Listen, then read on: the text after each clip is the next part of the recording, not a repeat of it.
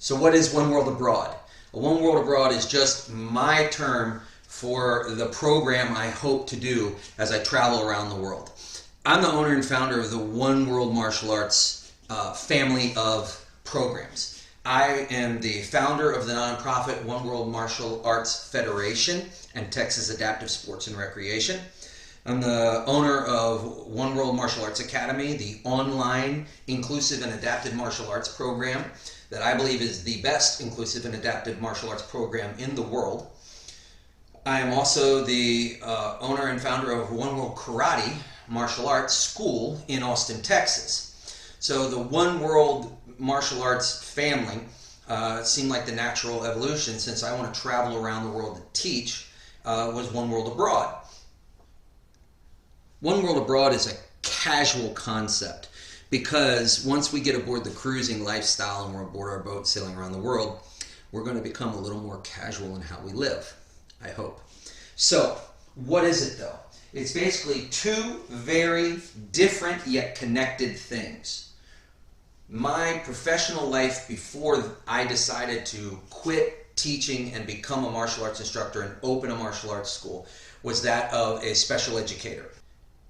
I taught high school special education for 7 years, and then when I opened my school, I had a dream of inclusion for everyone. I wanted martial arts for everyone. I wanted my classes to be completely inclusive. I did not want to have separate classes for different students. I wanted everyone to train together, because part of disability awareness and acceptance is not reaching out to the disability community.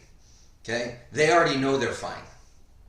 We had to reach out to the neurotypical or the typically able community and make sure they knew everyone was fine. So inclusion is a big deal to me.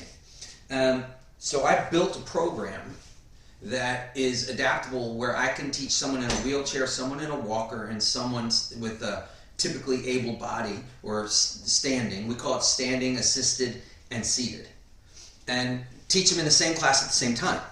Now, I can't get to everybody in the world. There's 7 billion people on the planet. So my ultimate dream is to teach other people how to start programs, whether they begin with specialized programs for specific needs and then work their way into inclusion, or they already have some foundation in working with varied abilities and they're looking for a way to integrate and create an inclusive experience. And that's what we're trying to do.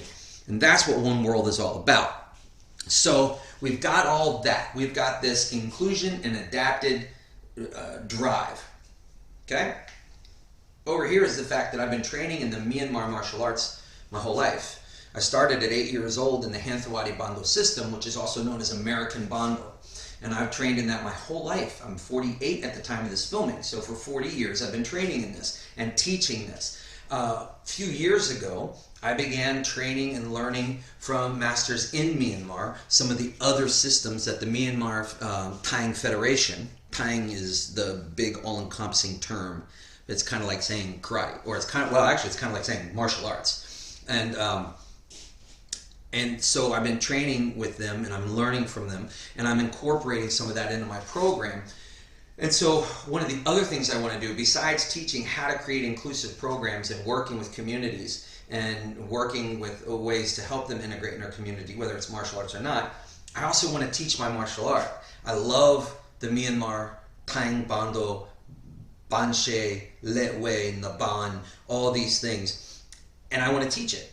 So while I'm going, I'll be reaching out to martial arts schools and saying, hey, are you a cross-training school? Do you like to see other martial arts? Are you interested in this stuff? Here's who I am. Here's what I do. And we're funded through a nonprofit. So, for a donation to the nonprofit, I'll teach you a seminar.